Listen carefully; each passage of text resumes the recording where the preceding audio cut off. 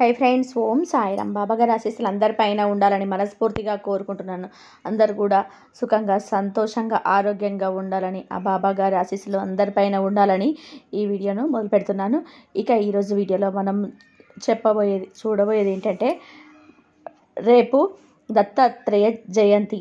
రేపు 15 తారీఖు, రేపటి రోజున మనం చేసుకోవాల్సిన పని ఏంటి, అలాంటి చెప్పుకోవాల్సిన మంత్రం ఏంటి అని ఈరోజు చూద్దాం. మనం బాబా గారు కూడా సాక్షాత్తు ఆ దత్తాత్రేయ స్వామి అవతారమే. మనం సత్యవ్రతలో చదువుకున్నాం కదా.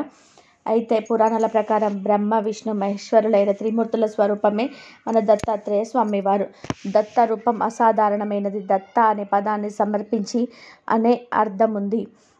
దత్తాత్రేయుని పూజించటం వలన సకల దోషాలన్నీ కూడా తొలగిపోయి కోరికలన్నీ నెరవేరుతాయని చాలామంది నమ్ముతూ ఉంటారు.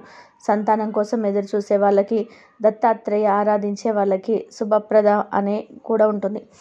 చాలామంది ఇదే నమ్ముతూ ఉంటారు కూడా. దత్తాత్రేయుని పూజించటం వాళ్ళకి జీవితంలో సుఖ సంతోషాలు లభిస్తాయని, సకల సమస్యల నుండి విముక్తి లభిస్తుందని మన పురాణాల ప్రకారం పండితులు చెప్తున్నారు. ఈ సమీపంగా దత్తాత్రేయుడు ఎవరంటే, ఆ పేరు ఎలా వచ్చిందనే విషయాన్ని తెలుసుకోవాలనుకుంటే, మన హిందూ పంచాంగం ప్రకారం ప్రతి సంవత్సరం మార్గశిర మాసంలో వచ్చే శుక్ల పక్షంలోని పౌర్ణమి తిథి రోజున దత్తాత్రేయ స్వామి జయంతి వేడుకలు జరుపుకుంటూ ఉంటారు.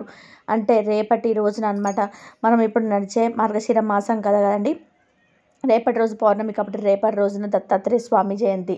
దత్తాత్రేయుని మేము ముక్కోటి దేవతల అవతారంగా భావిస్తూ ఉంటాం. దత్తాత్రేయ స్వామి ప్రదోష కాలంలో జన్మించినందువలన మధ్యాహ్న వేళలో స్వామి వారిని పూజ చేస్తే చాలా మంచిది. అలాగే దత్తాత్రేయ స్వామి కథలు విన్నా లేదా ఆయన మంత్రాలు చదువుకున్నా కూడా చాలా విశేషంగా మన కోరికలు తీరటమే కాకుండా మన కష్టాలన్నీ కూడా తొలగిపోతాయండి. మన బాబాగారిని ఎలాగైతే మొక్కుతామో, ఎలాగైతే మన బాబాగారికి పూజలు చేస్తామో పౌర్ణమి రోజు దత్తాత్రేయ స్వామికి కూడా చేసినట్టుగానండి. దత్తాత్రేయుడు అలాగే మన బాబాగారు ఇద్దరు కూడా ఒకటే. ఇద్దరు కూడా ఆ శివుని అంశతో వచ్చిన వారు కదా. త్రిమూర్తుల స్వరూపమే దత్తాత్రేయ స్వామి అయితే, దత్తాత్రేయ స్వరూపమే మన సాయినాథుడు. కాబట్టి రేపు మామూలుగా పౌర్ణమి రోజు బాబాగారి పూజలు కానివ్వండి, సాయి సత్య వ్రతం కానీ ఇలాంటివి కూడా చేసుకుంటూ ఉంటాము. రేపు దత్త జయంతి కావడం వలన ప్రత్యేకంగా ఇప్పుడు చెప్పబోయే ఈ మంత్రాన్ని చదివినప్పుడు, చెప్పుకున్నప్పుడు మీకున్న కష్టాలన్నీ కూడా తొలగిపోతాయండి. అంతేకాకుండా మీ ఇష్టాలు కూడా నెరవేరుతాయి. మన గురువు విద్య కోసము, గురువు మన బాబాగారిని కూడా గురువుగా భావిస్తూ ఉంటాం. గురువు అనుగ్రహం ఉంటే పిల్లలు చదువుకోవడం కానివ్వండి, ఉద్యోగాలు కానివ్వండి, అలాగే పిల్లల పెళ్ళిళ్ళు ఇంకా జరగటం లేదు అనుకునే వాళ్ళు కూడా ఈ దత్తాత్రేయుని మంత్రం అనేది పఠించినప్పుడు మీకున్న ఏ ఇష్టాలున్నా, ఏ కోరికలున్నా తీరుతాయన్నమాట.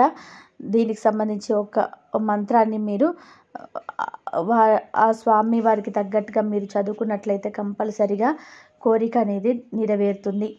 ఇప్పుడు స్క్రీన్ మీద ఇస్తున్న మంత్రం అయితే, ఈ మంత్రాన్ని మీరు 108 సార్లు చదువుకోండి. సర్వ బాధ నివారణ మంత్రం అని. మీ కష్టాలని, బాధలన్నీ కూడా మన మానవ జీవితంలో అందరూ ఏదో ఒక బాధతో వెయిట్ చేస్తూ ఉంటాం. ఆ ప్రాబ్లంలో మనకన్నీ పోవాలన్నప్పుడు మనం భగవంతుని ఆశీర్వాదం కోసం ఎప్పుడు ఎదురు చూస్తూనే ఉంటాము. రేపు దత్తాత్రేయ జయంతి కాబట్టి ఈ యొక్క మంత్రాన్ని మీరు రోజు ఒక 21 సార్లు మంత్రాన్ని పఠించినట్లయితే కనుక ఈ యొక్క మంత్రాన్ని సర్వ బాధ నివారణ మంత్రం అండి. మీ కష్టాలన్నీ కూడా గట్టెక్కించుకోండి. అలాగే మనకున్న దరిద్ర నివారణ దత్త మంత్రం అనేది ఇప్పుడు స్క్రీన్ మీద పెడతాను. అది కూడా స్క్రీన్ షాట్ చేసుకొని, ఎవరైతే డబ్బులకి చాలా ఇబ్బంది పడుతూ అలా ఇంత దరిద్రంలో ఉన్నామో అనుకునే వాళ్ళు తప్పకుండా ఈ యొక్క మంత్రాన్ని మీరు పఠించండి. మీకున్న దరిద్రం అంతా కూడా పటాపంచలవుతుంది. ఎందువల్ల అంటే ఈ దరిద్ర నివారణ మంత్రం మనం చదువుకున్నప్పుడు మనకున్న ధన కష్టాలన్నీ కూడా తప్పకుండా తొలగిపోతాయండి.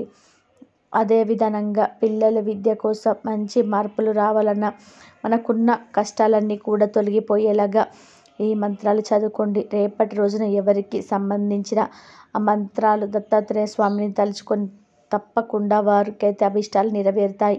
అంతేకాకుండా రేపు దత్త చరిత్ర దత్తాత్రేయ స్వామిని చరిత్ర అనేది ఒక్క అధ్యాయమైన చదువుకున్న వారికి తప్పకుండా ఎలాంటి కోరికలైనా తీరుతాయండి. అందులో ఎలా చదవాలనేది కూడా ఉంటుంది. స్నానం చేశాక ఏమీ భోంచేయకుండా మీ ఇంట్లో దీపం పెట్టి కూర్చొని ఆ దత్తాత్రేయ స్వామిని మనసులో తలుచుకొని బాబాగారు కూడా మన బాబాగారికి కూడా తప్పక ఆశీర్వాదం తీసుకొని ఈ పౌర్ణమికి మీ యొక్క జయంతి రోజు నా కోరికని తీరాలని చెప్పి ఏదో ఒక అధ్యాయమైనా సరే మీ దత్తాత్రేయ స్వామి చరిత్ర అధ్యయనం చదివినప్పుడు తప్పకుండా మీ యొక్క కోరిక నెరవేరే తీరుతుందండి. అక్షరాల సత్యం. చాలా మహిమగల గురు చరిత్ర, దత్తాత్రేయ స్వామి చరిత్ర, గురు చరిత్ర రెండు ఒకటే ఉంటే మాత్రం తప్పకుండా చదువుకోండి. బుక్ లేదనుకుంటే మాత్రం ఇప్పుడు ఫోన్లో ప్రతి ఒక్కరి ఫోన్లలో గూగుల్లో వచ్చి దత్తాత్రేయ స్వామి వారి చరిత్ర లేదా గురు చరిత్ర టైప్ చేసినా కూడా మనకు చాలా పేజెస్ పీడిఎఫ్లో కూడా దొరుకుతూ ఉంటాయి. ఏదో ఒక అధ్యాయమైనా సరే మనస్ఫూర్తిగా చదవండి. మీ కోరికలు తీర్చుకొని ఆ స్వామి అనుగ్రహం అనేది పొందండి. అది ఫ్రెండ్స్ ఈరోజు వీడియో. ఈ వీడియో మీ అందరికీ కూడా తప్పకుండా నచ్చుతుంది అని చెప్పి అనుకుంటున్నాను. నచ్చితే లైక్ చేయండి. కొత్తగా మన ఛానల్ చూస్తే సబ్స్క్రైబ్ చేసుకోండి. మరొక మంచి వీడియోతో మళ్ళీ కలుద్దాం. సర్వే జన సుఖిన భవంతు. ఓం సాయిరాం. శ్రద్ధ